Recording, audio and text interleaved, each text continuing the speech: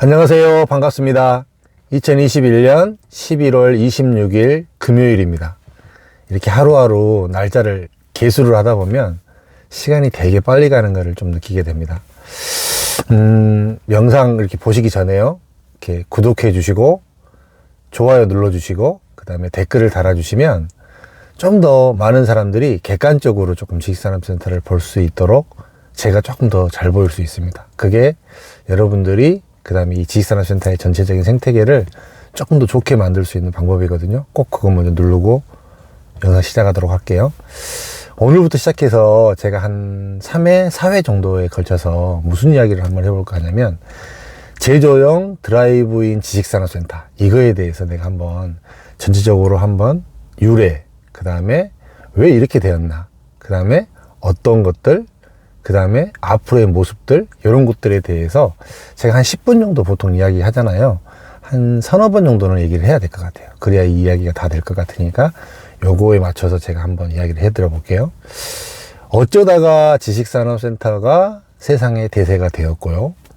지식산업센터 중에서도 어쩌다가 드라이브인 제조용 지식산업센터가 대세가 되었습니다. 이 제조용 드라이브인 지식산업센터는 어떻게 출발을 했고 어떻게 생겨났던가를 먼저 일단 이해가 좀 돼야 돼요. 그래야 이게 모습이 왜 이렇게 되었는지에 대해서 여러분들이 알 수가 있습니다. 제조용 드라이브인 지식산업센터는 원래적으로 지식산업센터는 개념이 공장을 아파트 형태로 붙여놓은 거잖아요.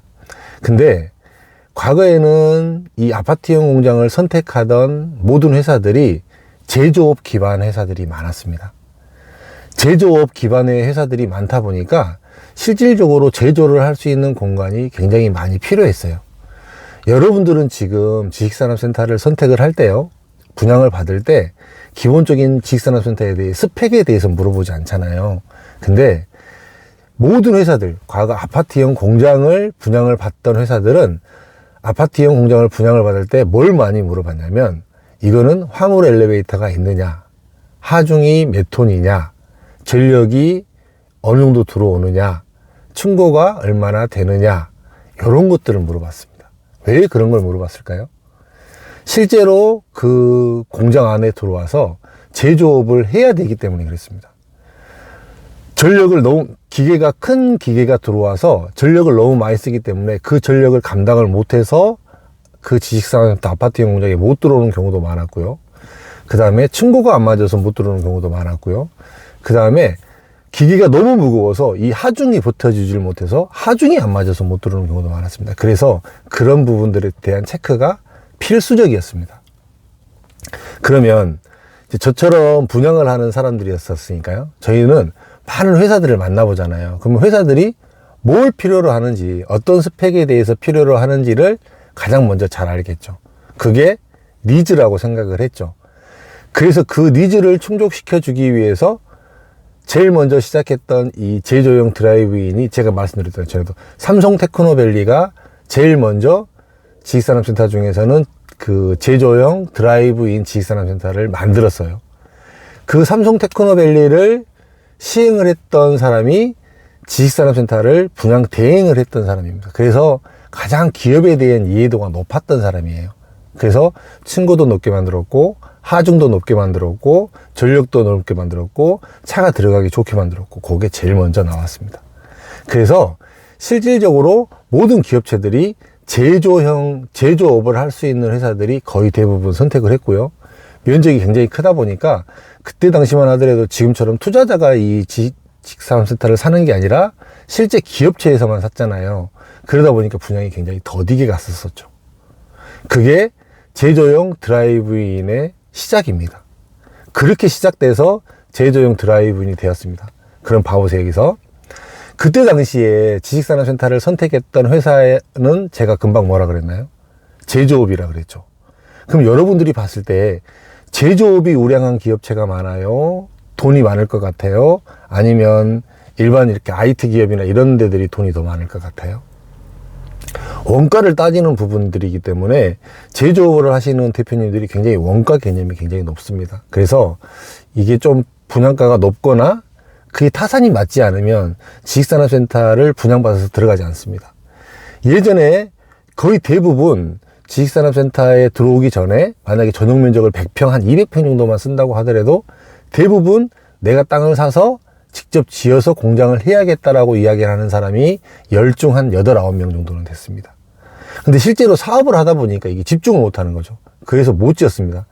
그래서 제조하시는 사장님들이 이 지식산업센터를 분양을 받는데, 아파트 공장을 분양을 받는데 분양가가 높으면 그 진입 장벽이 있는 거예요.